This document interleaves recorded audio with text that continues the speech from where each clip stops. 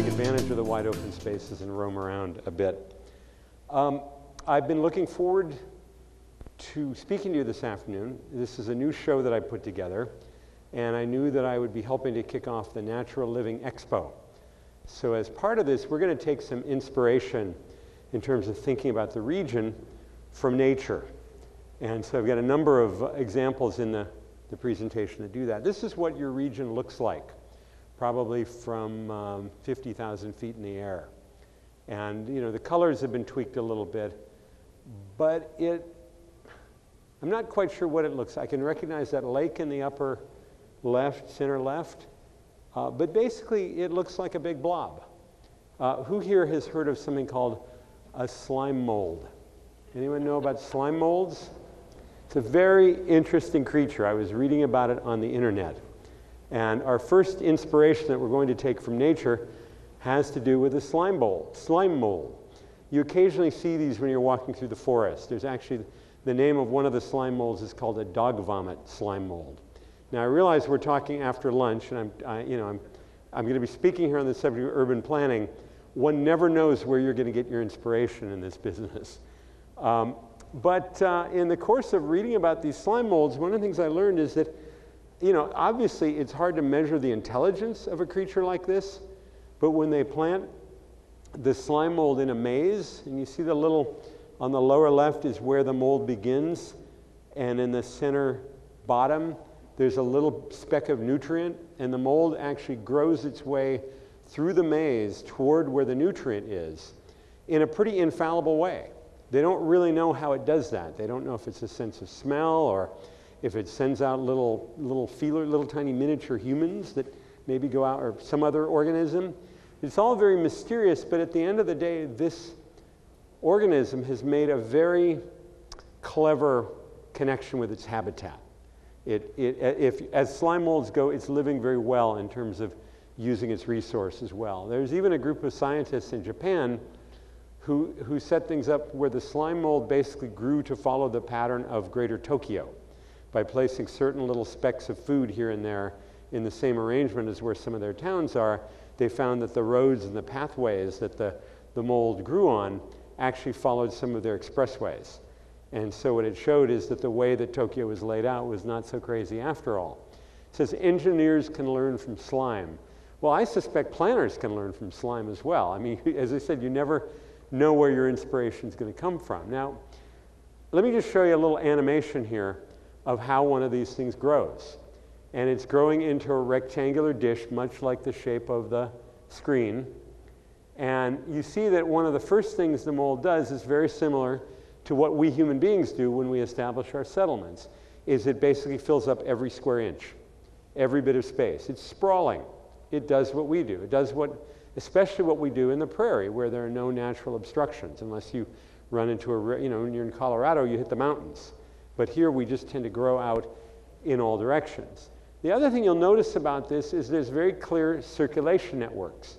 There are these veins that are like roads, or maybe railroad tracks, I'm not sure, but certainly what happens, the way this organism grows is that it has its form of transportation and land use. This is the term we planners use. So looking at the relationship, you see that it's not dissimilar from the way we lay out our roads in a suburban area. The other thing that's quite interesting about it is that the colony begins life as a spore. It establishes itself physically. It grows and grows and grows. And then at a certain point, it creates little roads, little veins, and then eventually it goes vertical. And that's part of its reproductive process. And again, I may be pushing it, I may be stretching it, but again, you just never quite know where your inspiration is going to come from. This is the transit plan of Melbourne, Australia. One of the few cities in the world that didn't rip up all their streetcars in the 1940s and 50s and 60s, as almost every North American city did in the US and Canada. And so it's a particularly interesting place to study from the standpoint of transit. It's an example of what our cities would look like if we hadn't ripped up our streetcars and sent that huge expenditure back to the landfill. And so again, our roads, the way we lay out our urban places and the relationship of land use to transportation is very much like the way the slime mold operates. And the example on the right is a typical suburban road network in low density. Now, one of the curious things about our roads is that they work incredibly well at low density. When you first put in a new arterial or a new freeway, that feeling of unobstructed movement, the first freeways in the 1930s really prided themselves on never having a signal. The roads around the Pentagon, near where I live in Virginia, it was when engineers were first playing with the idea of these sort of free-flowing roads. They didn't really allow enough transitions. They didn't put enough signs around. If you make a wrong turn, you end up in Richmond, Virginia. This shows that the model works rather well in the early stages of urbanization. And I think in the 1940s and 50s, before places like this got built out, engineers developed a strong set of ideas on how to lay these out, never really realizing that they would eventually reach capacity. And I think the big surprise was that the roads fill up much more quickly than the land uses mature near them. It's hard to see from where you're sitting, but this is a proposal for expressways that would be 6 stories deep. So now the idea is that in order to have enough capacity to get free-flowing roads and free-flowing circulation in an urban place, you need lots and lots of roads. So just stack them up one on top of the other. So we've been rather clever in terms of how we as humans have tried to work this interface, but in general, there's this profound sense that when a road fills up, that something's wrong, that we made some terrible mistake in planning. And I'm not sure I agree with that. I think maybe what we're doing is we're learning about this interrelationship between land use and transportation. Now, this chart I'm going to show you is from the New York Times, and it documents a very seemingly unremarkable thing that took place in the mid-1990s, probably about 1995. But at this point, for many years, certainly from the 1960s through about 1995, there was a complete convergence, a complete parallel between VMT, or vehicle miles traveled, and GDP, or economic productivity. There was a notion that these two things would track with one another perfectly. And in fact, they did for a very long time. The notion that the more roads we build, the more economic prosperity we're going to enjoy. That classic sort of roads equal progress phrase. But this curious thing started to happen in 1995 where the two diverged, where GDP, or wealth, went up faster and VMT dropped off. And what that means is that perhaps all of our cities began to develop to a point where as we grew financially, we didn't need to keep driving more. In fact, people started driving less. And it's the divergence between those two, that space between the VMT and the GDP, that really opens up a lot of possibilities. Now, you may have a small expenditure for public transit to buy your monthly transit pass, but that's usually a fraction of what you pay for your automobile. But the curious thing is that the time left over, the $6,000 a year you might save for having one less car, all of those things come back to you in a terrific way in terms of cultural events you might attend, the evening kayaking in the lake, the strolling around with your friends, visiting restaurants within walking distance, being able to work close by, being able to come home at lunch. The Europeans do siesta at lunch. Americans couldn't possibly do that, at least not at home, because the idea of 2 commutes in a day is more than any of us can handle mentally. So it's this very interesting thing, and the curious thing is we experience it at the household level. Every house in America can theoretically save that $6,000 per year per car, but that also translates itself at the regional level. That money gets spent on other things, and they continue to reverberate through the economy. So it's a pretty cool idea, and again, the numbers are staggering. I mean, that $6,000 multiplied by every per capita really adds up to a lot. And now there's another interesting thing that's happening, is that people are leaving their cars at home, particularly Gen Y folks. This article, the text says 64.4% of potential drivers up to 19 had a driver's license in 1998. In 2008, that number's dropped down to 46, about 20% almost. Pretty significant drop. It's a real change. When I was coming of age in 1972, I was weird for not having a driver's license. I knew I was going to go to college in New York City. I grew up in the Seattle area, and I was a bike racer. My attitude was, why bother? Eventually, at age 26, I did get my license. I wasn't in any hurry. I was clearly the anomaly, and some would call me, somewhat deviant for not having a driver's license. But I didn't, and my life was fine, but I lived in an unusual place. So this notion of the connection between transportation and land use, as we're going to see in the conversation, if you get it right, it's symbiotic. And symbiotic is one of those words from biology. That symbiosis, those cells in the slime mold, one of which might be the vein, the other which might be the other part of the slime mold. They've learned to differentiate. They've learned to create opportunity by one saying, I'm going to be the road, and the other saying, I'm going to be the fabric, the block cell. But we'll see how that works. Now, I'm going to spend a few minutes talking about a really interesting study that I did in Florida, which is an incredibly simple study that any of you can do in your communities. Anybody can do. You just jump on the internet. It takes about 45 minutes. But it was a complete eye-opener. All over America, there are schools of real estate with students taking on very challenging projects. But I asked a professor if anybody had ever done anything so simple as to study what is the tax yield from different kinds of properties in different parts of the metropolitan region. So we're going to go through this. This is Sarasota County, Florida, where I worked previously. Out in the county, unincorporated county, a typical house, if it filled a full acre, or a group of houses, if they filled an acre, the taxes they pay on average, $3,600 a year.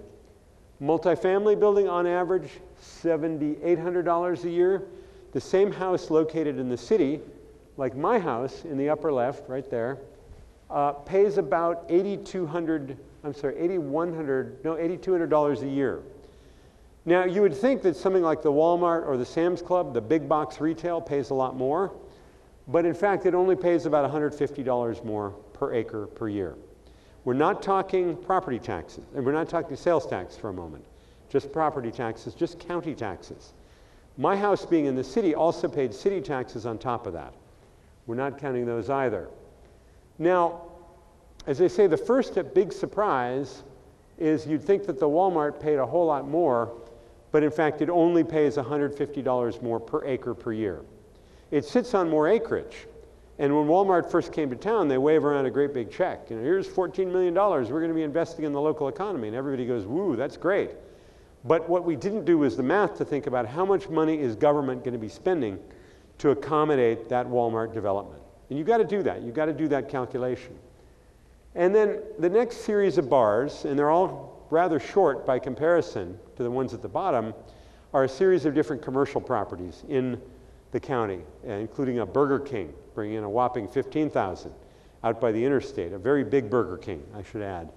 And finally, in the lower left-hand corner, our very best mall with a Saks Fifth Avenue, a Dillard's, and a Macy's bring in about $21,000, our highest performing commercial center in the county. And for most Florida counties, that's as good as you're going to get. And they are very envious of our Macy's and our not Nordstrom's, but Saks Fifth Avenue. That's considered really great. Now, the curious thing is, what are those next three bars? Well, two of them, number 9 and 10, were built in the 1920s, historic buildings. Number 9 is a 2-story building built as part of a hotel. The top floor sitting empty. It's paying $91,000 per acre per year. Now remember, these taxes aren't just numbers that some assessor dreams up. These are based on sales. These are based on comparables. And the assessor follows normal appraisal guidelines to get at the prices. Number 10 is a building built in the 1920s as a bank building. Today, it's bringing in $800,000, about 10 times the Walmart per acre per year. 100 times. The 2-story buildings bring in 10 times. And then finally, the building on the lower right, high-rise by Sarasota standards at 17 stories, a condo tower built in the last boom, bringing in $1.2 million. So you run back down the list, okay, $1.2 million for our highest performing building compared to $8,000 for the Walmart, $3,000 for the house. Huge range. Not like one's 10 or 20% more. One is thousands of percentages points more. Huge differences. What this tells you is the importance, from a fiscal standpoint, of building in a fairly compact way. Those of you who are government, either officials or staff, know how hard you all work to balance the books in local government. Harder every day, because a lot of things like that low-density Walmart, we approve looking at the absolute dollars, but not looking at the dollars per acre. And we did that when land was plentiful, when we felt that suburban land would just keep arriving forever. Now we're in an era where we realize that land is finite, even though there seems to be a lot of it. Bringing water to it, bringing services to it, bringing all the things government does, costs money. Now, a couple of comparative examples are pretty amazing. And by the way, this is not correct. This building doesn't sit on 1 acre, it sits on 2/3 of an acre. But that single building downtown generates as much taxes, and this is both city and county, as the 21-acre Super Walmart, plus the 34-acre, our best performing mall with the Saks Fifth Avenue. That's pretty staggering. In fact, the actual numbers are the two malls together, 1.145 million, as opposed to the one building at almost 1.5 million. There's still a delta of some 300,000. Huge difference. The power. Now, there's a lot of people who never set foot in downtown. People who live in South County down by the Walmart who say, I hate downtown. I can't, it's too crowded. I can't find a parking place. Blah, blah, blah. I never go there. But guess what? They can say all that. Downtown is paying their bills. If it was just their houses, the county would be operating in the red, and we'd be in big trouble. So for that person who hates downtown, they need to be appreciative that downtown is paying more than its share. Now, those of you who are skeptics in the audience would ask me, well, what about sales tax? Well, of course, it's important. And in fact, our sales tax is the red wedge, a little less than a quarter of our major revenue source at about 60,000, 60 million, 222 million for property taxes. So property taxes are clearly the greater source, and what's important is the property taxes roll in year in, year out. The assessments don't change that much, particularly not here in Iowa, because property values remain pretty stable, thank goodness. Florida, they go up and down. It makes people crazy. You know, you cut a third of your government every 4 years. But the sales tax you have to earn every year. You know, Captain Fantastic, you know, lunch pails that your kids buy, you know, at back to school time. All those things have to generate that 60 million. But the curious thing is that one building sitting on 2/3 of an acre, if you had 60 of that building, you would replicate our entire sales tax take for the year. And that seems like a lot of buildings, but guess what? If you look at the size of our downtown, which is about 600 acres, you could comfortably fit 60 of that building on about 1/6 of our downtown.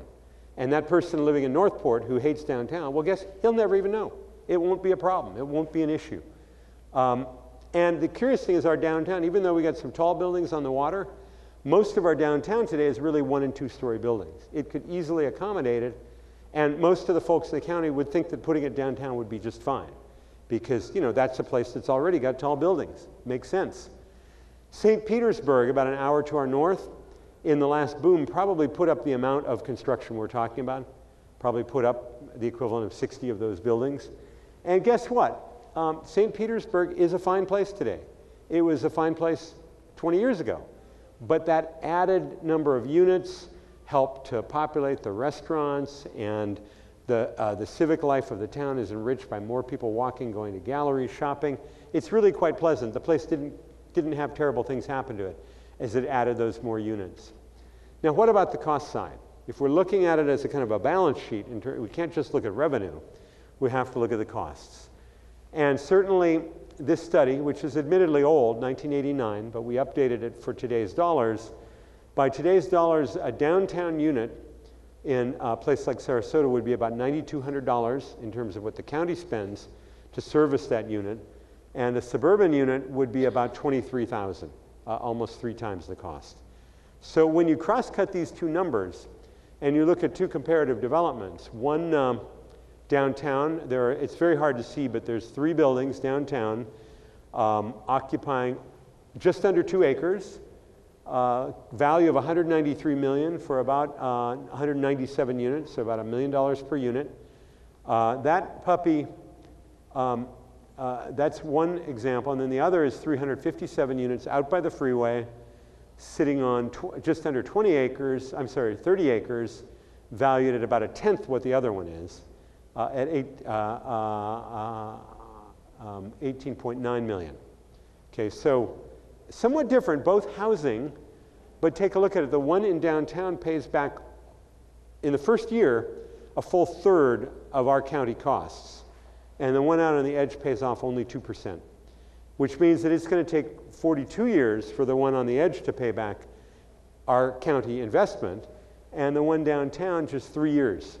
We'll be free and clear. We'll have that money back and we'll be able to invest it in something else. Now, we're government. We're not a private investor, but a lot of times people say government should think more like business. It should think in terms of investment and return. And if we're tying up the taxpayers' money to accommodate certain forms of growth, and that money isn't returning properly, you'd think that the taxpayers would have something to say to us about that. You know, why are you putting money into stuff you may never get the money back? And certainly that development out by the highway, those buildings may not last 30 years. I mean, I'll tell you about termites in Florida. They work quickly, and you spend a lot of money every month keeping them at bay. 42 years, you know, a mortgage runs 30 years. So that's an interesting issue. Now, why do you suppose the infrastructure is so much better used downtown? Well, first of all, it's old. That road's probably over 100 years old. And when that tall building went in, maybe we dug one trench and put some fiber optic cabling. But the basic road has been there, and on that road are parked cars, moving cars. There are people having dinner on sidewalks. There are waiters and waitresses earning tips. There are restaurants generating sales tax. The road on the right, which was built for those 3 office buildings and those 357 units, I was out there on a Saturday morning about the same time of the week as the picture on the left. The whole time I was standing on the median taking these photographs, not a single car went by. There was not a single parked car. So the infrastructure is not being well used in these low density areas. And again, our tax dollars. When we approved those developments, we committed to service them, both initially and forever. Now, a lot of people think this is all about tall buildings. But again, remember that historic building from the 20s, 2 stories downtown, it's well located. It's in a walkable environment. The key here is the market. And fortunately, Sarasota has a very vital downtown. We've got great restaurants. Some of those restaurants have been there for years. When that new building came in, they were delighted at all the people living across the street. And the people in the building were delighted to have all these restaurants. It was a symbiotic connection. Again, that word from nature. As more and more pieces filled in, as the ecology became richer, the whole ecosystem functioned better. And you know, we are part of nature, and building neighborhoods, building communities is part of that. So, you know, a lot of it is about the great streets, the great public space. What's interesting is the retail, again, folks in real estate will talk about a finite retail demand that a region has. People only have so much spending power, particularly older folks, many of whom settle in Florida are on fixed incomes.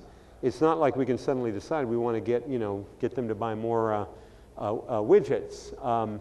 Whereas the ability to create great streets, great housing like the picture in the center, there are folks from up here who are saying, not one more cold winter, I'm going to go to Florida. If we can build a habitable place with wonderful walkable streets and great shops, not even the beaches, forget that. I mean, everything can, you know, they can walk to the beach from downtown. You may not have an ocean view, but the ability to create a great place like that is something we could do theoretically on an almost infinite basis. And unfortunately, we don't tend to do that. Now, one of the big lessons from all this is that the best and easiest place to do this is the city.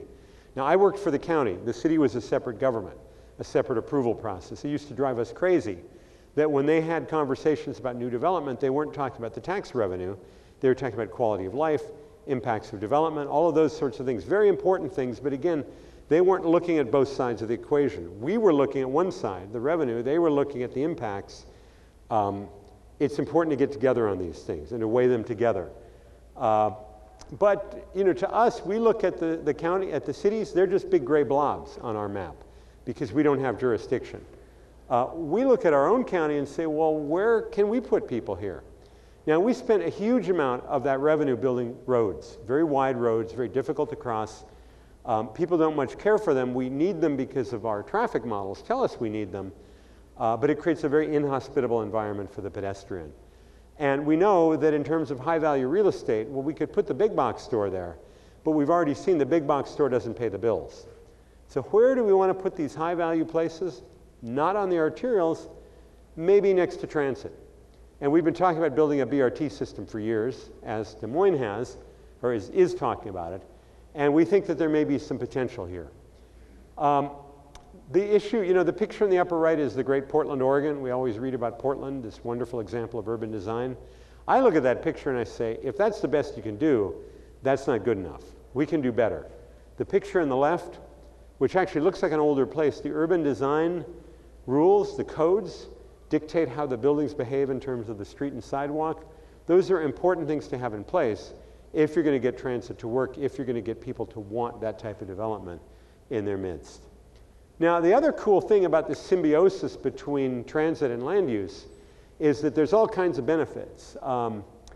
The streetcars add value to the real estate, so much so that the increment of value increase, if you captured it, can actually pay for your transit system. And we're going to look at an example in Pasadena, California, where they're proposing to do just that. Pasadena, whose downtown was built about in the same period as Sarasota, it has an absolute kick in economy. It's a sub-center of Los Angeles, but a consultant friend of mine did this study where they looked at the impact of the Gold Line, which is a heavy rail train coming from downtown Los Angeles. This is the train here on the right. This is the actual line shown in green. It does a big circle through downtown, and then it ends up on a freeway.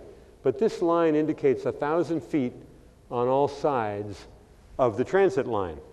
And what the economists are proposing is they take an inventory of all the parcels within that 1,000 feet and a few that are closely outside of it. They look at the value today. They look at the value that it's likely to increase to in the future. And just to follow along, so here we are, current assessed value, 194 million. Potential new property value with the transit, 901 million. So that's more than a quadrupling.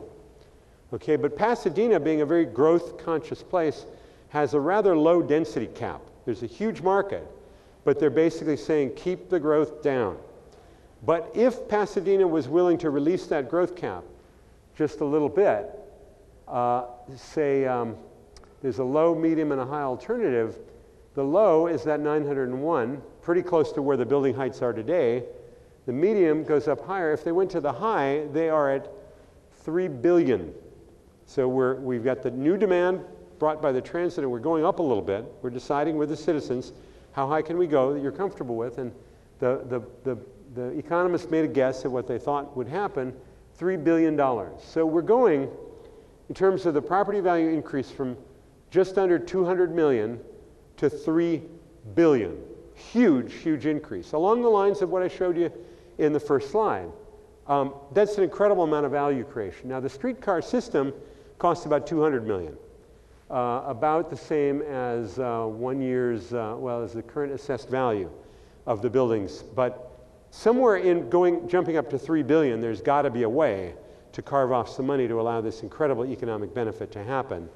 That's going to give a lot more options. And by the way, the increased value comes entirely from two things, from the transit and from the public policy that enables the transit to happen, from your elected officials saying, we're okay with this. Commissioning a study, thinking it through, being thoughtful, and committing, bonding and making whatever financial commitments to do this thing, but based on the best knowledge of what's likely to happen. Again, the business term for it is synergy. The biological term is symbiosis. It's that added value of two things working together that becomes possible when you are an effective urban region. Now, what I showed you before are just county taxes. Several of the best performing properties also have city taxes on top of it. Okay, and the slides I was going to forget that last thought. Now we're going to switch gears a minute. I had a chance to view a video of your last speaker in the series, Bill Fulton. How many attended Bill's talk? Raise your hands.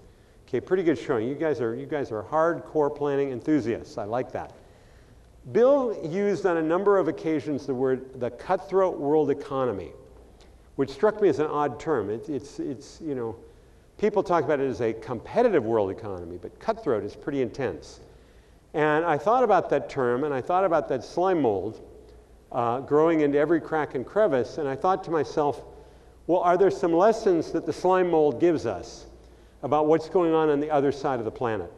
And again, if we were somehow mysteriously out in space looking at the Earth as a big blue ball, and we saw these little globs, these little smudges here and there on this blue ball all around the planet, perhaps they're slime molds, what might we be learning about the level of nutrition in some location? What is it that's causing some of these growths to grow faster, to grow better? Is it public transit? Is it jobs? What's going on with that world economy? What's making this happen? Well, fortunately, there's an interesting book that helps me understand this, a publication brought out by McKinsey Global.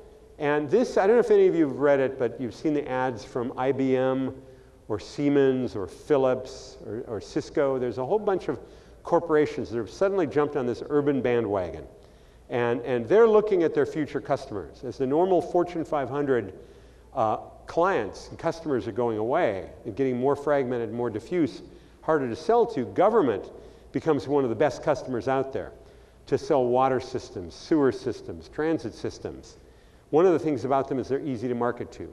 They contract in a very organized way. They do bids, RFPs, solicit bids, and so on. So a lot of corporations are looking around the world. It's easy to get on a plane nowadays and go anywhere you want to go, and they're wanting to know where the hot growth spots are. We want to know that too. That's going to affect Des Moines big time.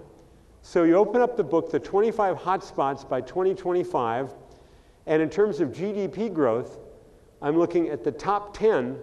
There's only one of those places in the US, New York. Every other single place is China, and a number of those places I've never even heard of.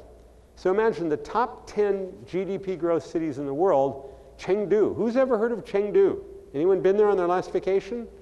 I mean, I barely heard of Guangzhou. I certainly know about Beijing. We saw the Olympics.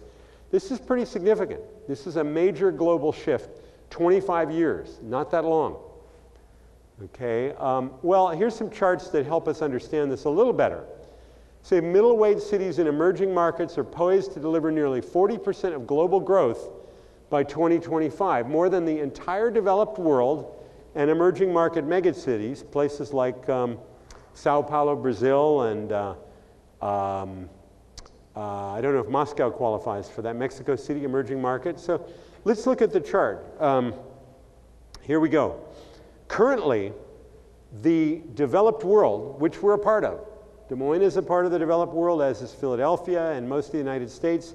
We currently have, in 2007, 73%, including some of the megacities, not that big at 3%, but that 73% is developed world, shrinking in 25 years down to 26%, going from nearly 3/4 down to just over 1/4. Huge drop. We're going to go from being the leading world power to a kind of an economic subtext, a colony. It's not going to feel good, and we need to get on top of this thing. Now, in terms of the growth sector, the emerging middle-weight cities going from 11, and these are on the other side of the globe. They're not the biggies. They're the middle ones. They're probably cities, well, they're probably bigger than Des Moines, but not that big. Here they are today at 11%, just a tiny piece of the economy, blooming to 37%, growing by 3. Now, I don't know the nuances of why and how. McKinsey's a bunch of pretty smart people. Presumably they know, but this is something that should get our attention. So how does one compete in this cutthroat world economy? And again, by being smarter than the other slime mold, or actually the other region.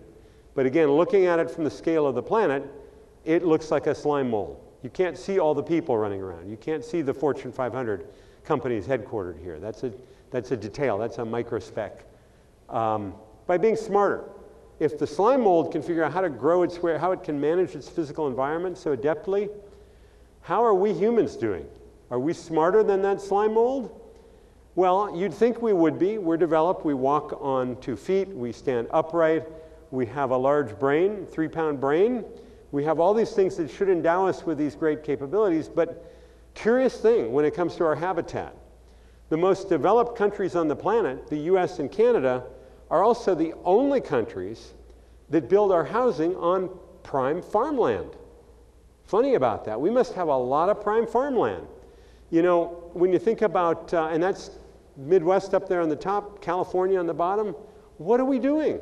This doesn't make much sense if we're thinking in terms of how to feed our country. In Japan, you know, they had a war within a lot of people's lifetimes where they saw the nation with no food at all. And they recognized the relationship between growing food and putting houses. They realized that if they dropped the price supports for rice, that land values in the rural areas would drop immediately and they'd be overrun with houses. So it's a matter of national defense policy that they can't let that happen because they want to be able to feed their own country.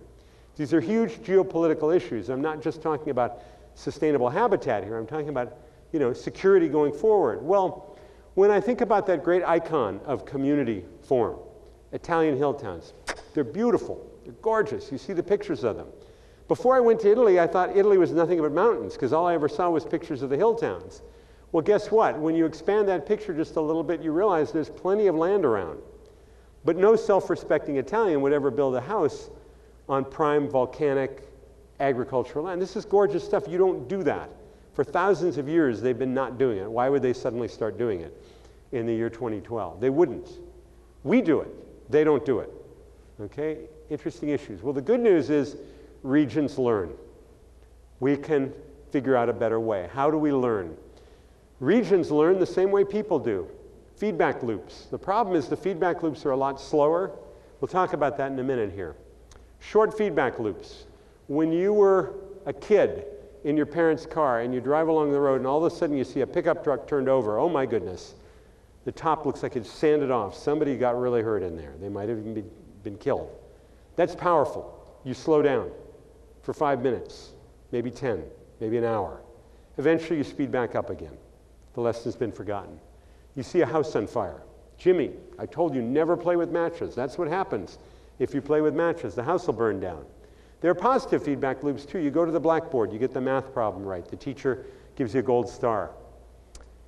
It's problematic with community because things take so long. Here's a neighborhood in North Carolina when the house was first built. Here it is today, mature trees. The trees make a huge difference. How many people stick around waiting 30, 40 years for the trees to grow? But they create incredible value. So the tree doesn't cost a lot when you plant it, but it creates incredible value if you prune it, take care of it, water it, and so on. That's the reason why so few builders ever plant trees. They're in and out in 5 years, 6 months. Now you have a bigger problem when it comes to regional planning. The feedback loops are diffuse. Not only are they delayed in time, they're spread out all over the place, and the benefits and the costs are unevenly distributed. The Bay Area of San Francisco, when they put in the BART line, there were certain jurisdictions that got service. Some didn't get service but had to have the trains going through them anyway. Huge battles. Did Marin County want it? No, they didn't want it. Today they wish they had because Highway 101 is overrun from people from north of them in San Rafael, Sonoma County. Lots and lots of issues of winners and losers in the region. It makes it a very difficult conversation, but it's still an important conversation to work through. So there are some strategies to deal with these issues. You can shorten, clarify, and amplify long feedback loops. For instance, you can show a photograph, like I just did, of look at those trees in 30 years. Wouldn't that be great? We do simulations now with Photoshop to do that. Indicators. Where are we today? Where are we going? Are we becoming more sustainable or less sustainable? We can develop indicators. And marketing. Show a picture of the house burning down. Tell Jimmy. This, you don't always have to wait to drive by one. Show him a picture. This is not a good thing, son. Now, Stuart Brand, the guy that wrote the Whole Earth Catalog, those of you who are old hippies will know who Stuart was. I spent a few minutes with him at a cocktail party years ago, drinking wine in California, and Stuart was commenting about how difficult planning is. And he said, one of the best ways to deal with it is to link long and short feedback loops. And I said, Stuart, what do you mean? And he gave the example of dental hygiene. of the American Dental Association and how hard they work to get an 18-year-old to adopt healthy dental habits for life. Sarah, let me tell you about flossing. I know you got great teeth, great gums, but you need to know how to do this thing. And you show her how to get the floss through her teeth. The problem is it's difficult, it's awkward, it's abstract, the benefits are years in the future, and she's just not going to do it for more than a day or two. But you can increase the time by showing her this picture. You know, you're sitting there in the dentist's office, you're getting numbed up to get a cavity filled, and the dentist puts this thing on the tray right in front of you, and he says, this is what's going to happen to you if you don't floss when you're age 50, when you're my age. And she's looking at it going, oh my God, when are they going to get rid of that picture? Oh, I can't stand looking at it. I wish I'd paid more attention. I don't have the greatest gums in the world, and I'm over 50.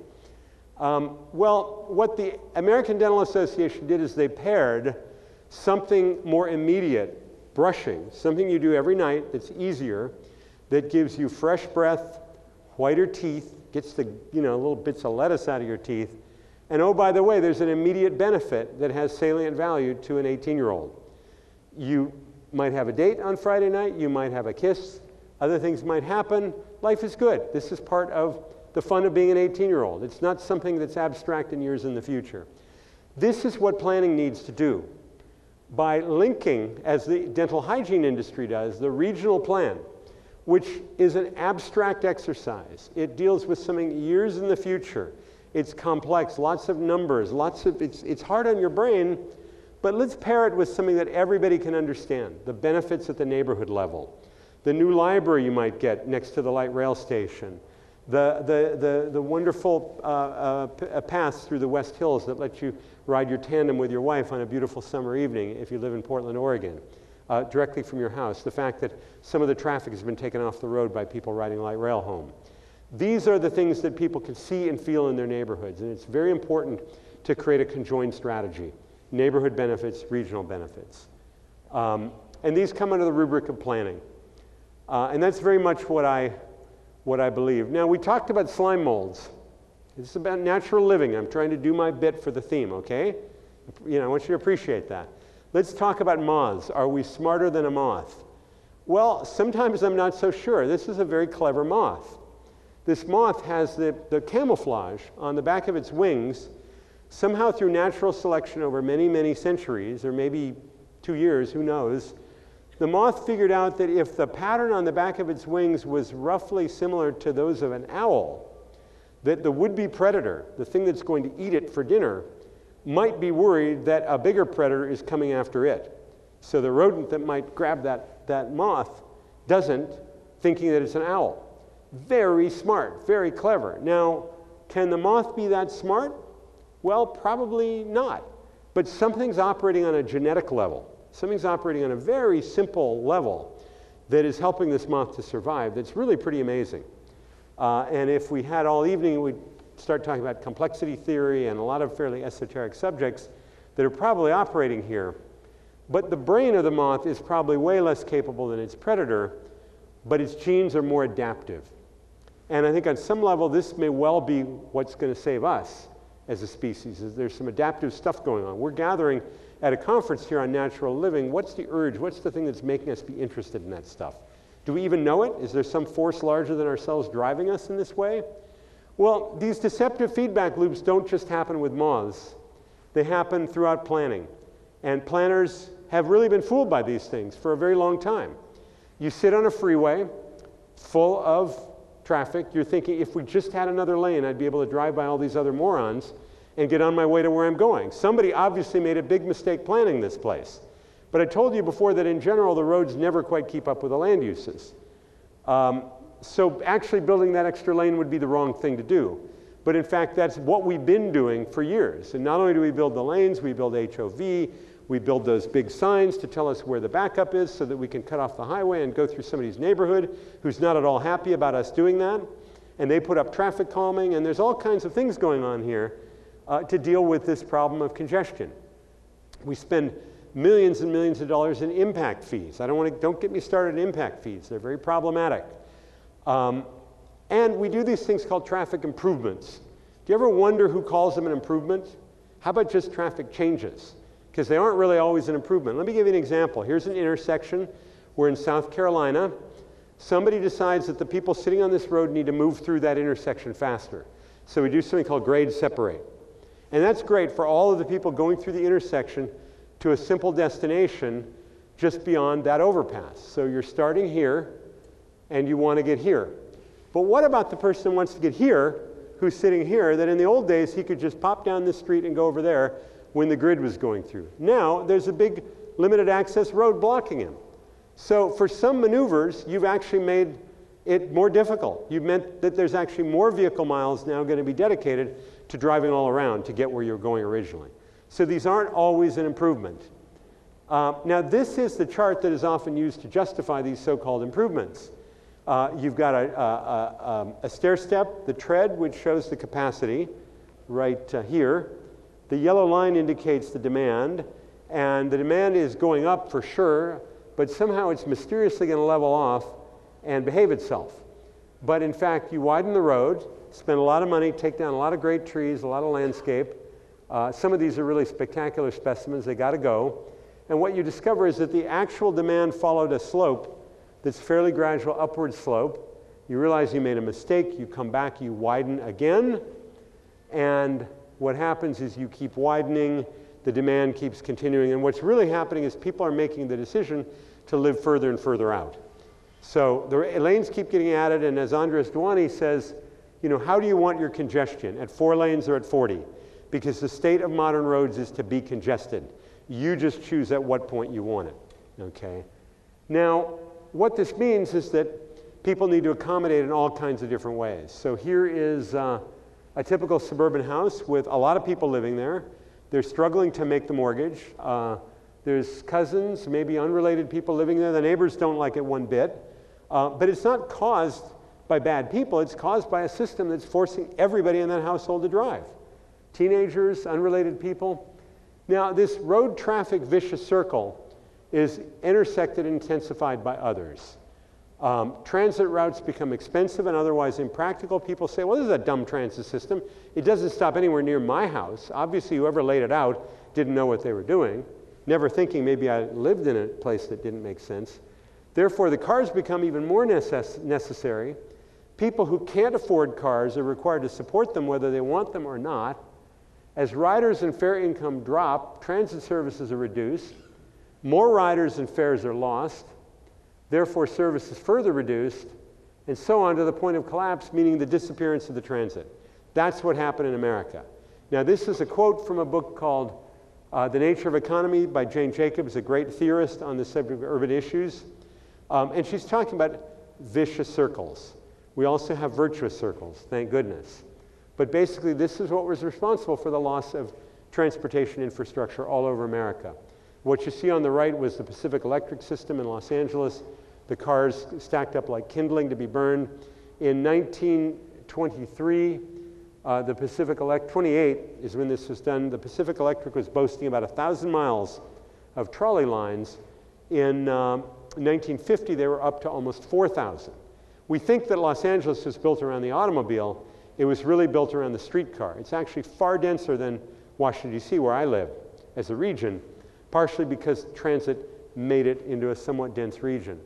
And again, they threw it all away in the 1950s.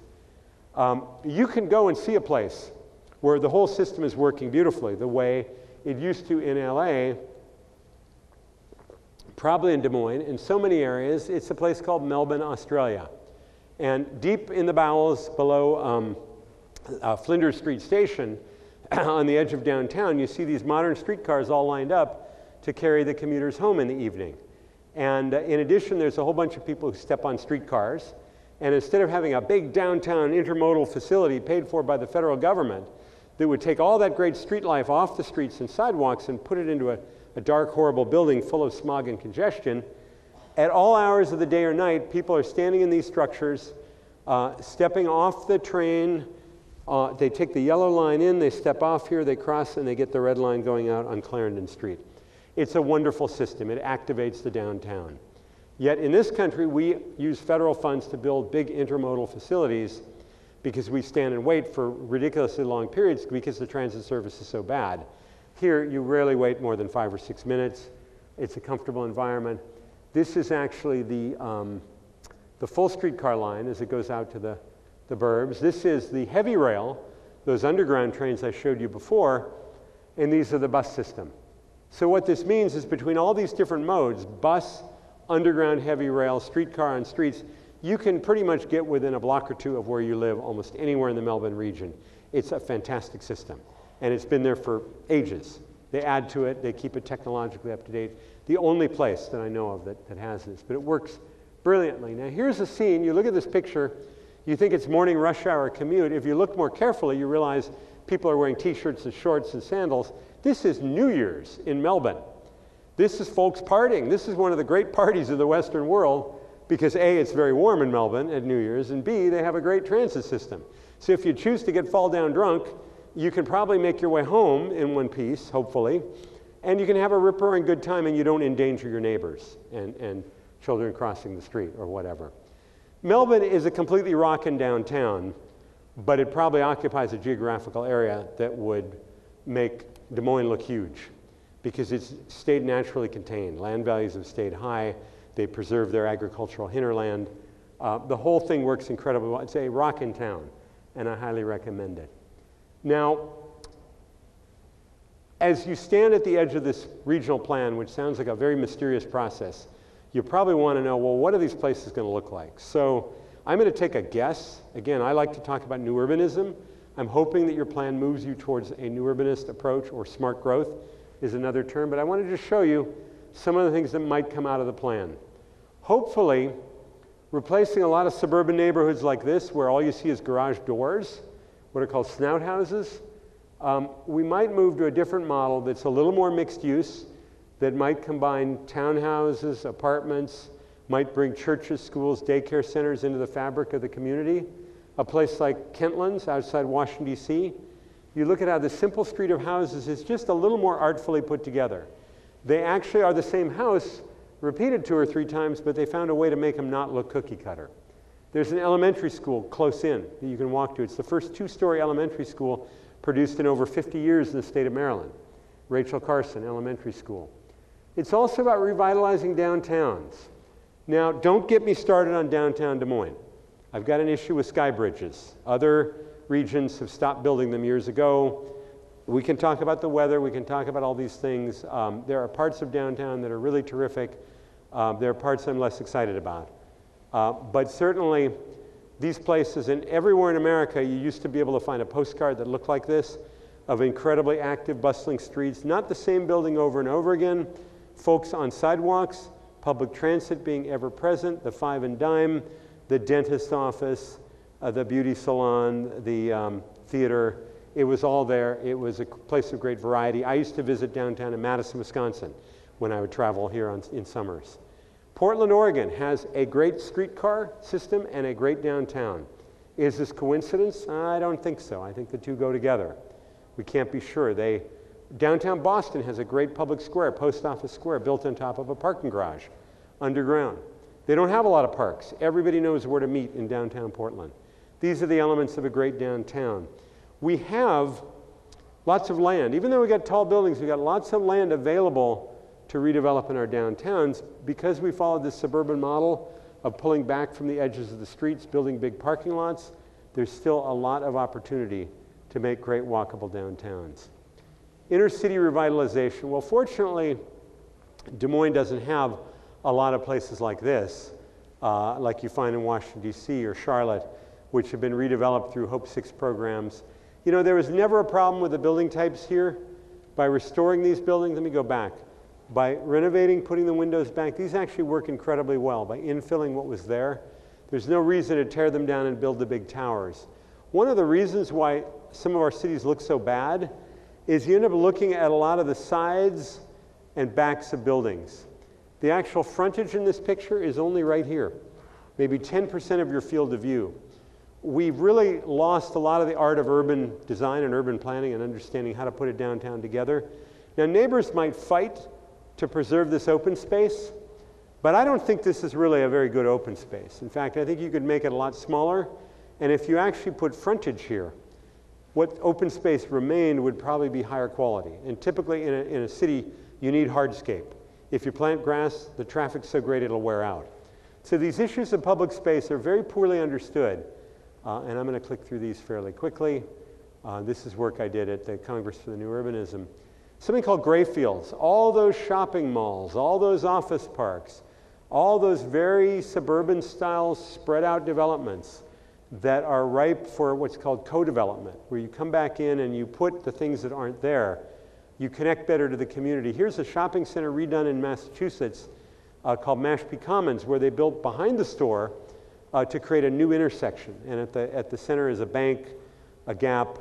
Here's a typical 1950s shopping center in California being redeveloped as a 1990s shopping center. The developer spent millions of dollars redoing the storefronts, putting those little gable roofs.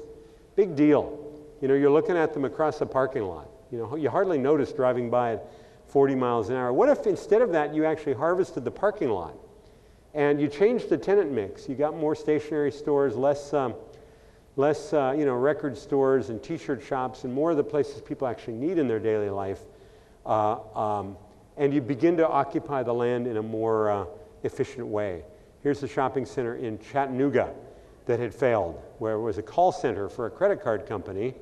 The parking lots were mostly available, so they started redeveloping the parking lot first. Eventually, they swallowed up the mall and created a village very much like some of the great little Tennessee towns and villages. Designed with citizens involved to a scale that people felt comfortable with, and actually building out pretty nicely. Transit corridors. You've got places that look like this in Des Moines and the region. They can look better. What if you got rid of that? That's a cultural arts district in the center of downtown Oakland with their articulated buses. Here's something in Silicon Valley, Mountain View, California. This is Columbia Pike in Arlington, Virginia, where they are proposing a BRT or a streetcar system now. They decided to upgrade, but this is the kind of infill.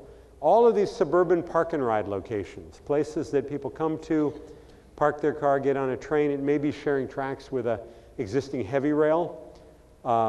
Those places can be reused first as parking lots, but eventually redeveloped, bringing office uses, bringing housing, bringing shops, eventually creating a village. Why not? And certainly the mode, whether it's this kind of commuter train sharing the existing freight tracks, or whether it's the silver train like the BART or the Washington, D.C. Metro, that will affect the density. Small towns and rural hamlets. I know you've got a lot of these in the region. You don't just have to accept the prototype store from Walgreens or Rite Aid to get that economic development. What if you said, no, we're better than that. We want you to build in one of our great old storefronts. We want you to do that painstaking, loving renovation of that wonderful building sitting empty down at Main and Cherry Street, because we value the character of our towns. Now, as a rural place, this is one of the toughest questions I answer. People say, well, how do we go from this great rural to more developed and keep that rural character? I'm not sure you're gonna. It's really hard. I mean, there's something about the placement of those barns or the service buildings that make no sense at all from a planning standpoint, but when I look at them, they look terrific. A few years ago, I rode Ragbri from one end of Iowa to the other. It's a gorgeous state, and so much of it is made up of places like this, where some farmer 100 years ago laid out some buildings in a seemingly haphazard way, and you look at it today, and they just look wonderful. You could never get away with doing it today.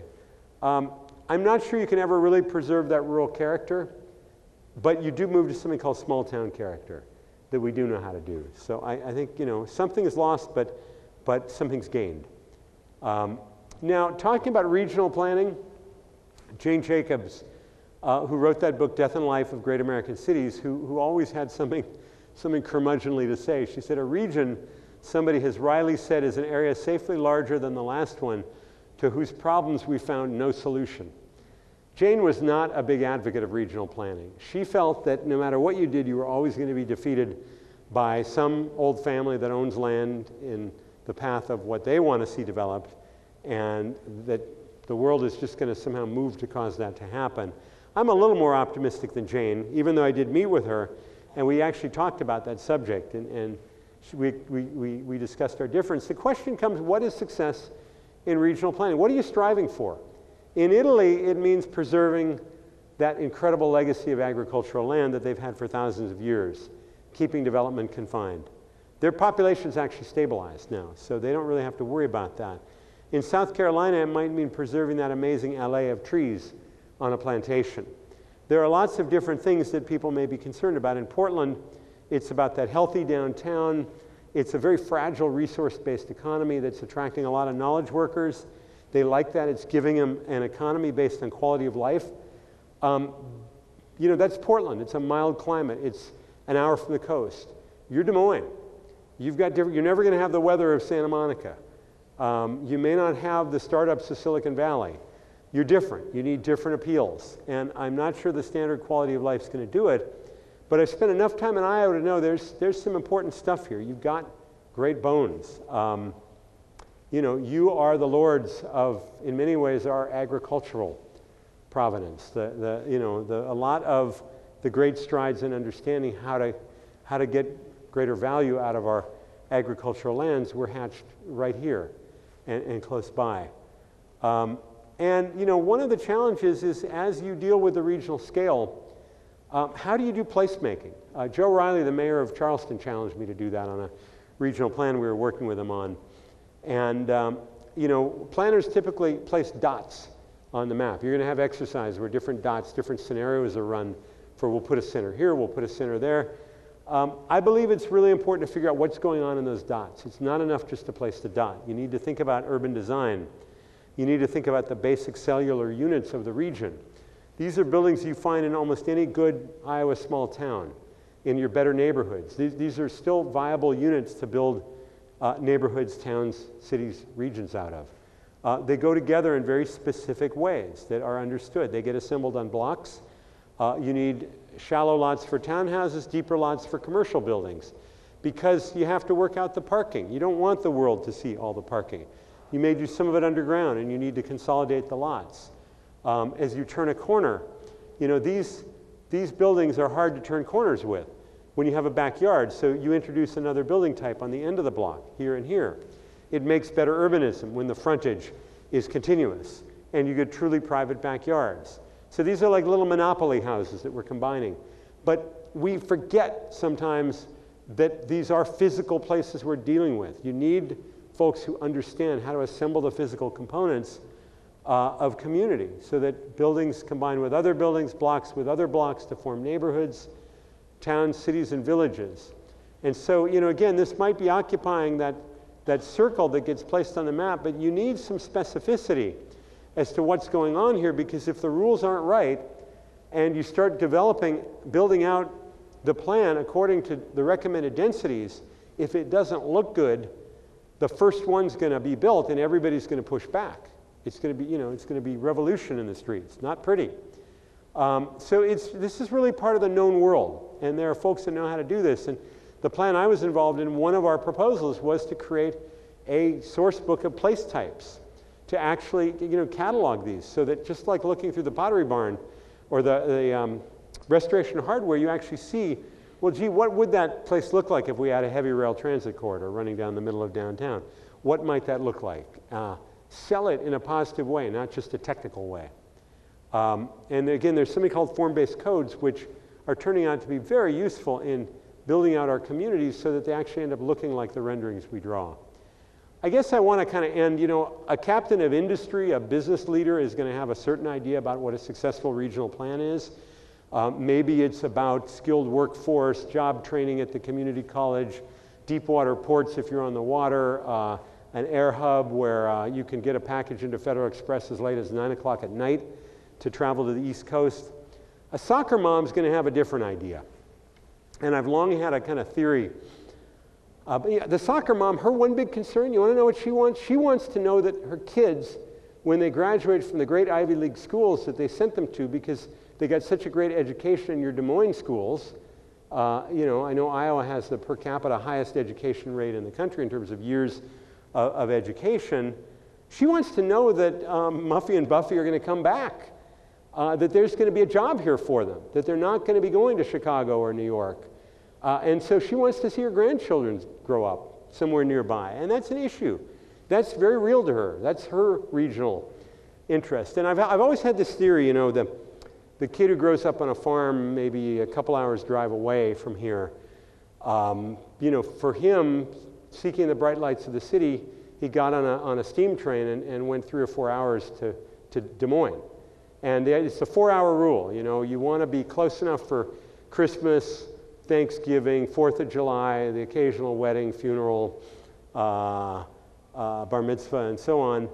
And but then when the faster trains came in, they could get to Chicago, St. Louis. You know, why would I go to Des Moines? You know, better opportunities 4 hours away. When air travel came in, you know, the early prop planes, that would get you to Dallas, would get you to Atlanta. Now with jet travel, you can be anywhere in the country, 4 hours, no problem. Los Angeles, New York, Dallas, Houston, Miami, anywhere you want. Why would you stop at Des Moines? What's the attraction? Well, you got 2 chances to get your kids back, soccer mom. You got the 1 chance when they graduate college. But guess what? You get another chance. Take a look at the picture in the lower left. This is the family. They went to LA. They did grunge rock. They did all the cool stuff. They did the startup. Where do they come when they want to start their family? They come back to the roots. They come back to the place, to the stream where they spawned, where they were raised successfully and grew up and had a great upbringing. And you know, so there are people today who sit on their front porches in Iowa neighborhoods, and they're trading on the Chicago Mercantile Exchange. There are people doing startups in the attics of their beautiful 1920s bungalows that become businesses that eventually get traded on the NASDAQ.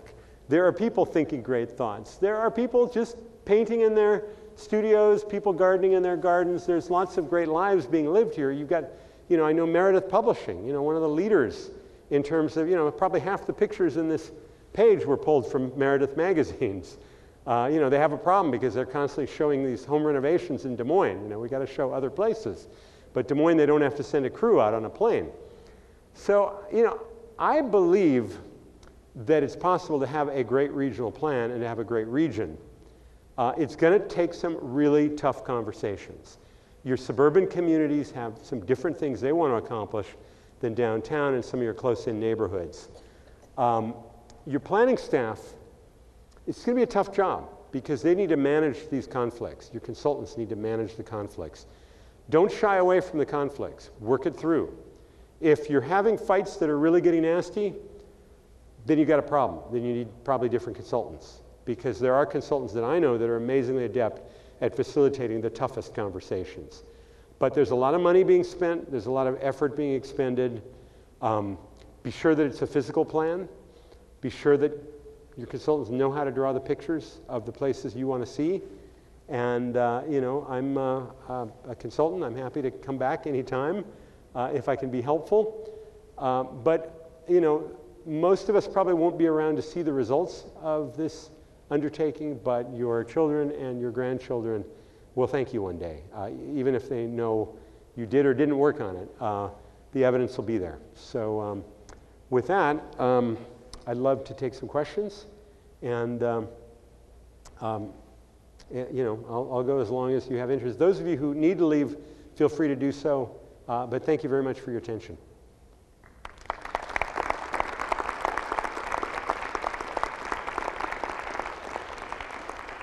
Let me get it on a better picture here. Questions? Don't be shy. You probably want to get down. Now, I know there's an expo that's about to happen that is, I don't know where that's convening. Would management like to jump in, given lack of questions? You've got a captive group. We can talk about slime mold some more. Question, yes? I'm wondering how places like Melbourne have accommodated having a range of housing, and not just low-income housing, high-income housing, but that whole range of housing. I'm going to repeat the question probably for the video. The question is about Melbourne, Australia, how it's been able to continue to accommodate a diversity of housing, not just low-end, not just high-end. Well, you know, the amazing thing about cities is that they are mixed use by definition. There are entrepreneurs who are always looking for a market segment that's not being served. I'm not a huge fan of heavy subsidy for housing, but I am a fan for adjusting your regulations to allow a wide range of different things. The key is to find things that are acceptable to people Accessory dwelling units cause a big fight in some cities, like Arlington, Virginia, or Vancouver, British Columbia, that should be more enlightened. The key is really in terms of the ordinances, that you permit a range of options, you make sure that citizens are comfortable with those options. We used to have, back in that Ozzie and Harriet world of every family being mom, dad, and 2.3 kids, we had a far greater diversity of housing types in the 1950s when Ozzie and Harriet in the 60s was filmed. Today, we have an ever more diverse population, many, many fewer families, yet we continue to grind out basically 2 housing types. You know, three bedroom, 2 bathroom suburban houses, and multifamily garden apartments. Why? Because our financial industry likes this idea of comparables. They want to see something built in the last 5 years within 5 miles that is the same basic thing you're thinking of building and selling. Why? I don't know. That's the system. We got all kinds of sophisticated marketing and demographic information like Claritas, those of you know that. The PRISM system, where you can look and see that a certain kind of live-work unit is selling like hotcakes in Charlotte to a certain cluster. The same cluster exists in Atlanta, 4 hours down the road. And you know, the bankers ought to look at that and say, well, duh, this ought to work here. But they don't. They want to see a comparable. So lots of different reasons, both regulatory, financial, and so on. We know it's going to change because there's a huge demand building up for live-work units. A friend of mine, Tom Dolan, is producing a book about that. So, but there's a blockage in the system right now. And what Melbourne has is this great fabric of 100, 200 years that is constantly being repurposed for different variations. Other hands? Yes, I'll repeat the question. Hopefully the mixer will turn the mic on. She's not at her station, so. this morning at the MPO, you once stated to me today that turning vision for regional plan into a binding ordinance is extremely challenging.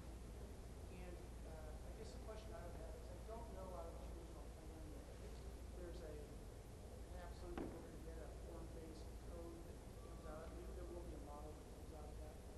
But what should a region or jurisdiction be willing to invest in a good form-based code to be applied for this region or individual jurisdiction? And how long should development of that form-based code take? Okay, excellent question. And the question was, this morning I talked about, you're going to do all this work to create the vision, and then you got a whole lot of work translating that vision into binding ordinance, because a lot of times the vision gets created and it stands alone, but you've still got the zoning code that they're completely different things. A form-based code can be a byproduct of a regional plan. And the interesting thing, a form-based code is a very simple thing. It's a library of building types that you choose that appear to be appropriate for your region, just like the picture I showed you. There was a half a dozen. Maybe there's maximum 10, 12 for the whole region. Neighborhood A decides it's going to have these 6. Neighborhood B wants only these 5. Neighborhood C wants a different group. But as a service to the region, one could create a library of building types that makes sense throughout the whole Des Moines region, which would be a big help to all the member communities who would then, you know, Sarasota, Florida had something called the PMI, or the Planned Mixed Use Infill Code. The county developed the library of types. We made them available to folks throughout the county to use to do a form-based code. So all they had to then do was the regulating plan that said which building types went where. Dead easy. It's like Monopoly. You just put the little houses together. Dead easy. You know, you mention the word form-based codes, everybody tightens up. Oh my goodness, you're going to talk about ordinances. They're hard to understand. They're painful. I don't know about those. Relax. It's easy. It's simple. Okay? And I am a board member of the Form-Based Code Institute. There are a few places where form-based codes don't work. For instance, Vancouver, British Columbia, where you're doing incentive zoning, going from 2-story base zoning up to 20 stories, where they're selling the zoning, lots of legal questions. Interesting. It is successful at getting urbanism on the ground. It's not a one-size-fits-all, but the good news is it needn't take long. It needn't take a lot of money. The county could invest, as I said, not the county, the MPO, the region could invest in a region-wide form-based code, just like the picture I showed you. That cover, Berkeley, Charleston, Dorchester, the the catalog of building types, catalog of neighborhood types. These are physical things. They can easily be understood and inventoried. Why should every community have to reinvent the wheel all over again? It's not necessary. You drive across the state of Iowa, you see the same 16 building types, repeating them. We've been building them for 300 years. That classic red brick, I own some property actually in Iowa City, and I went with that classic red brick that you see everywhere. These are patterns that repeat themselves, and just because we have BlackBerries and iPhones in our pocket doesn't mean that that house that grandma lived in wouldn't make a whole lot of sense for the next generation. I'm not saying everybody should live there. To the architect that wants to make a statement, God bless you, go for it, as long as your neighbors are okay with it. But not that hard. I would commend you to the Form-Based Code Institute website. Just Google form-based codes. It'll take you right there. They have courses. They have exemplary codes. It sounds like it's very extreme. It's not. It's very conservative. It's creating the places we've looked at for the last 300 years. They used to use pattern books. Today we do form-based codes. Did that answer the question? Okay. Yeah, stand up, belt it out. Oh, now let's hope the mic's working. Does it work? Does it work? Not, The mic doesn't work, but I've read other places that the skywalk system isn't always the greatest thing. When I moved to Des Moines, I thought it was really cool. But tell me why it is not the greatest thing for urbanism or whatever. This is what's called a rat hole. I'm going to make statements about the skywalks that are going to be printed in the paper, and there are going to be some people who are going to get very angry with me, and all the other good stuff I say today is going to get completely devalued and discredited because somebody's going to be upset. All I can tell you is, well, a couple things. You do have a harsh climate, but so does Jackson, Wyoming, and they don't have skywalks. They have a charming little town square. People tromp around in ski boots in the middle of winter. It's the place to see and be seen. It's one of America's best ski resorts because it's a real town. Because it's got a real town square, and yeah, they'd be a lot warmer if there was a skywalk system, but that would miss the point. A restaurateur has a really tough decision in Des Moines. Do I locate on the skywalk and get the lunchtime traffic? Do I locate on the streets? Either way, you're splitting it in two. If you're going to do a really elegant white tablecloth restaurant, where are you going to be? It's tough. It makes it hard for commerce to thrive. It means you end up with a single-use downtown, its office. A lot of places that got really into skywalks, Houston, because it's too hot, Minneapolis, because it's too cold. A lot of these places are rethinking them now. That's the one big difference that I see in the year 2012 that I didn't see as much of in 2004 when I was here the last time. You've got more skywalks. When you drive through downtown, just in a car, you've got this feeling of these things, it's like girdles that are kind of compressing you. You know, when you get out on Court Street, suddenly it's like it opens up, it feels better. From an urbanistic standpoint, what you're doing is you're splitting your pedestrian life. What about the businessman in the middle of winter who steps out in his shirt sleeves just to do something quick? You know, maybe put a quarter in the parking meter right at like 7 o'clock. Are they open all night, or do they have a time where they close? You tell me. Huh? It varies. It varies. But you know, the issue of what if you get locked out and you don't have your jacket on? I don't know. There's a lot. They're interesting. They're novel. As a teenager, I loved them. Seattle had one or two. I was an office boy for an architect. I'd carry blueprints around, and every chance I had a chance, I'd use the skywalk because it just felt like more fun. I felt like I was living with George Jetson in the future. But you know what? We get tired of these things. And a lot of great ideas that we thought were great end up not being so great. It's surprising to me to see the great interest. Did that help? Who's here from the newspaper? Okay. Well, this videotape's going to get around too. I'm with the radio station. You're with a radio station. It's interesting to sort of split our view on this, because now we've redeveloped the east side of the river just west of Captain. And no skywalks. People on the streets. And I remember as a kid we didn't have skywalks, and so everybody walked, there were shops on the street, you know, tons of business, of course. Great for guys, great for gals, who were worked out, dressed up. you're saying the skywalks are good for people who are all dressed up? No, I'm saying that Previously, yeah. previous to skywalks. So you see what's happening in the east side that is not happening east of the river, that's not happening on the west. East side being, what side are we on right now? We're in the west. So there's other stuff going on the other side of the river? Yes. Oh, Court Avenue. Okay, yeah. No, East Village. Got it. East Village. Got it. Okay, well, I'm going to hopefully get my tour tomorrow, so I'll be able to answer that question much better. You know, here's the thing. It's just like automobiles. There's a system that we've created when we're using automobiles for everything, which involves, you know, available parking, typically garages, easy from the parking space to the building. The skywalks are part of that. But what it means is that the walking life of the downtown is likely to suffer. There's a world we create with walking and public transit and bicycles that looks very different and feels very different and activates the place in different ways. In some ways, they're different ecosystems. There are places where they collide. It's like trying to you know, it's like in the early days of personal computing. You had the Mac and you had the PC, and it wouldn't recognize, the one system wouldn't recognize the disk from the other. We currently have these competing systems, and I think a lot of what the plan is about is making some decisions around these priorities. Is the car the most important thing? Do you like the kind of development the car has delivered for Des Moines, and do we want to follow that? Or is there another model? The one thing that's really hard for Des Moines is you don't have a lot of the great DNA left of a walkable downtown. I found some great old photographs, and I threw some in my talk this morning. I didn't throw it in here. But you know, it's just like any other organism that's trying to regrow healthy fabric after an assault. You know, after you get, you know, after you've been in an accident, all your, you know, on your motorcycle and your skin gets shaved off, you got to regrow your skin. You graft healthy cells across it.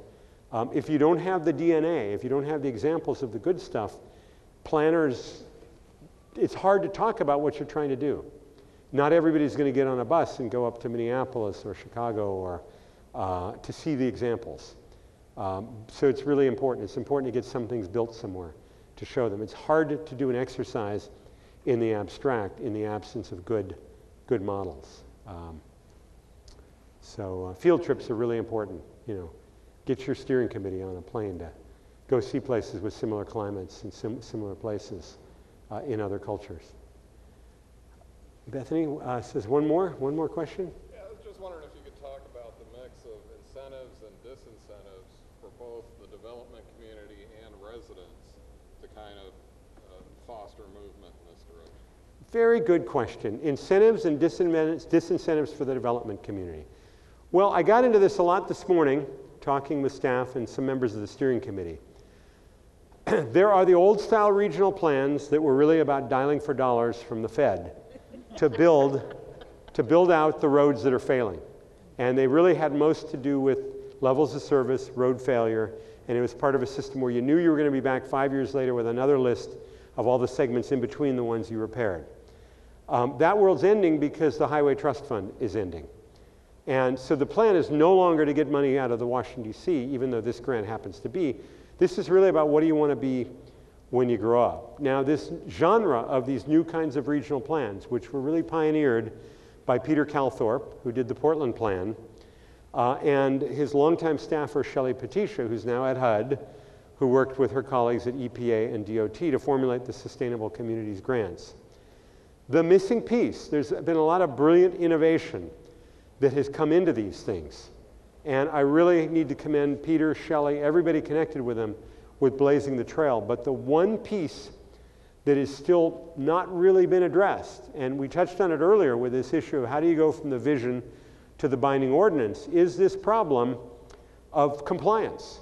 Once you have determined the level of density you need to build at, once you've determined the neighborhood quote-unquote character, and you start allocating so-called fair share density to different communities. And again, we're out on the prairie here. We can sprawl for miles as we have. You tell a community that's doing rather well and prospering, well, you need to build more densely now. Otherwise, you don't, you know, get this X, Y, and Z goodie that you need at a regional level. That's really hard. It basically goes over like a lead balloon. The local elected officials say, look, my constituents don't like density. I like my job. I don't want to get voted out of office. And if I propose these density targets that you're telling me, my constituents are going to get really upset. And they're right. We need to arm them, even if they're won over by the plan, they need the words to talk to their constituents. The developers are going to say, you want me to build what? You want me to build this high density? My market likes the large lot golf course homes I've been building. What do you mean? Well, again, this is a regional plan serving larger goals, serving probably global goals in terms of issues of greenhouse gas and things like that. And granted, some folks in the audience may not believe that we humans have anything to do with the oceans rising, but I live in Virginia, not far from a river that floods from time to time. I lived in Florida. Sea level rise is an issue to folks at the coasts. Every region has a part to play in dealing with that, but the incentives, I have a longer talk, I'd be happy to come back again, that builds on the theory, what I showed you about the high value real estate, the payback in 3 years as opposed to 42 years. If you were to somehow tie approvals, don't talk about smart growth, don't talk about new urbanism, don't talk about values. Put all that stuff in your briefcase. Talk about one thing, fiscal return. The government getting its investment back in a reasonable time frame. That seems like a legitimate thing the government could ask for. Make that the criteria, and guess what? You're going to get smart growth. People are going to have to build up to the sidewalk. They're going to have to follow a lot of rules of practice. Developers are going to what if you say to the developer, we want you to get a great yield from the land you spent all that money on. We want you in local government to get a great tax base. It ends up at the same place, you express it in a different way. This is America. This is the land of the marketer. This is the land of expressing things in positive terms. That's part of what that catalog of building types does. It shows the opportunities. I believe that there's an opportunity to create regulations based on financial return. And people say Iowans are conservative. You may be, but you're more than conservative, you're practical. And when you've got local governments going broke, it stands to reason that if local government A says we want to pay back in 5 years, local government B says we want to pay back in 10 years. You can't predict it perfectly. So maybe you say, well, we're shooting for 10, but we'll give you up to 15, but you need to buy down the years. I'm sure legislators can figure out lots of ways to do it. But I think it would be, we always look to California to be the innovator, and right now they're doing this very sweeping greenhouse gas legislation. There's two different bills. There's a Senate bill and an Assembly bill that are now law that developers have to comply with. Peter Calthorpe's working on the legislation. I really worry that if we express our targets as, at the parcel level saying you have to build at this density, we're going to get pushback and it's going to die. So I think that one of the really important things, and I would love to, this is an area where my research, my innovation is in this realm. If this was something the region wanted to try, I would love to partner and try to roll it out. Sit down with local officials and try to craft a system that could do that. Because I think it does both things. It achieves the social goals, but it does so in a purely fiscally driven way. And so that's the holy grail I'm intrigued by. Because I really worry, the flip side is you spend all this money on a regional plan, you put regulations in place that are felt to be punitive. Why are you making us build stuff the market doesn't want?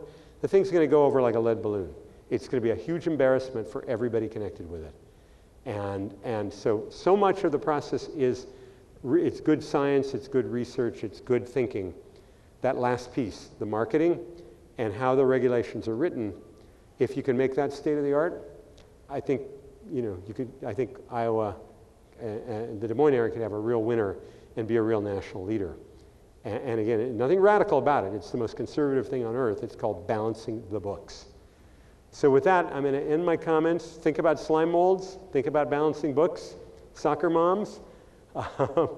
Hopefully lots to think about, and I'm going to be watching the progress of the regional plan with great interest. Thank you very much.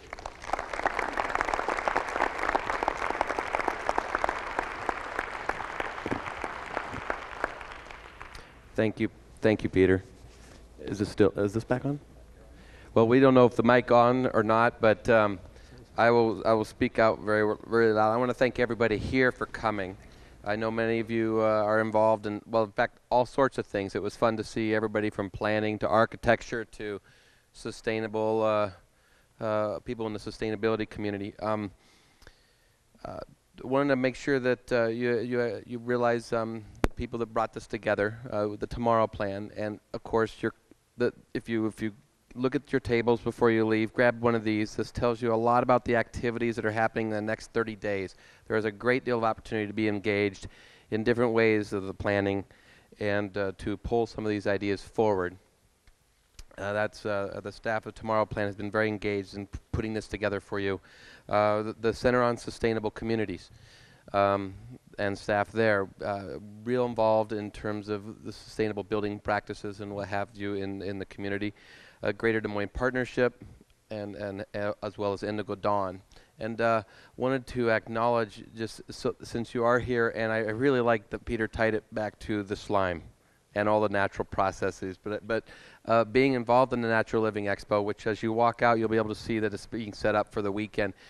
It's a great opportunity to come back over the weekend and to engage in what would be the natural or sustainable marketplace and trying to further that here in the metro area.